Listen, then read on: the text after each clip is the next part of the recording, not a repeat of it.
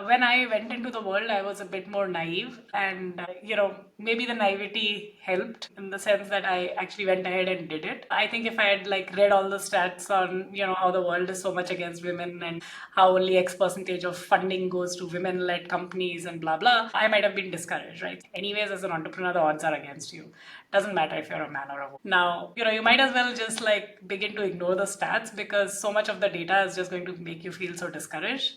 So it's okay, just go out there and give it your best shot. But I think it's also important to be aware that biases exist, right? And it's useful in some ways to understand how you might anticipate and overcome them, right? You can use that knowledge to your advantage. An example is like I didn't realize that when I walk into a room pitching to investors, they are, of course, seeing the company and they're seeing everything else, but they're also seeing me as a woman entrepreneur. And whatever biases that they come into the room with about women, right, whether that is, they're not as career oriented, or whether that is that they tend to be softer and more emotional, they are going to come in with those biases, right? And they are going to be the filters that they're using somewhere in their head that are going to be unsaid. Now, of course, I don't have to go and overcompensate for it, but it's like if I know that this is a question that somebody is not asking, but they want an answer to it anyways by the time they get out of the room, I could be smart in answering that unsaid question,